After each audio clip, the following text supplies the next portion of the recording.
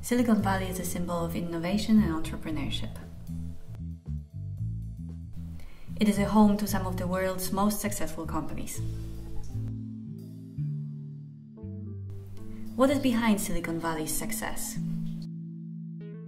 One of the main factors is its organizational culture, network structures instead of traditional hierarchies. This was documented in Annalise Aksenian's Regional Advantage, where she compares an informal, cooperation-based, network-orientated culture of Silicon Valley with formal, hierarchical tradition of Boston's Route 128. My research project is a study of a large interorganizational network, but from a micro perspective. Human networks are all about cooperation. Some people appear to be especially skilled in inducing cooperation in others. These people are social entrepreneurs. What is it about them that make other people want to work together? Is it specific skill? Do they employ any special tactics? What is the substance of their relationship with others? Presently, we know very little about these aspects of network creation. We also don't know enough about long-term value of cooperation within the network after the network is disbanded. It hasn't yet been studied what is left in terms of, for example, social capital or institutional change. My case study is Euro 2012 Football Championship.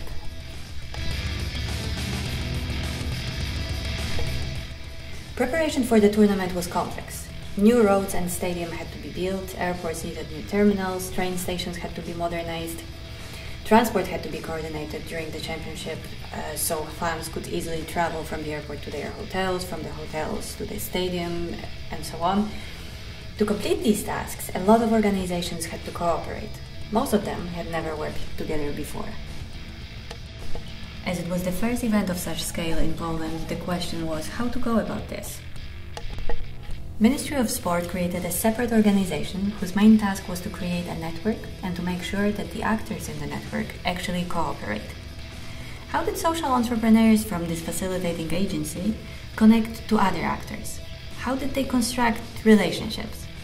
Finding answers to these questions is the first part of my project. The second part will be to look at what value is left after the official network is disbanded. Have there been any permanent changes in, for example, the way organizations involved are subsequently managed? Did organizations actually learn how to cooperate?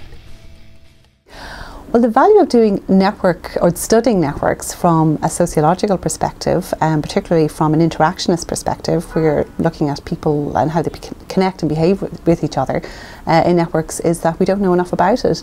It's very easy to structurally map a group of people, right? To say X is connected to Y is connected to Z, but it's much harder to say or to explore or understand how, what's the substance of their connection and how does that change over time. So that is something that can only be discovered really through fieldwork, through being with a group of people and documenting and getting to know their worlds and understanding how they connect to each other. I collected the material for my analysis through ethnographic fieldwork. I was in Poland during the tournament, where I observed the organizers' everyday practice, their relationships and interactions. I complemented these with a series of interviews. I hope that the results of my research will inform policies, help us build better organizations, and realize public projects more efficiently.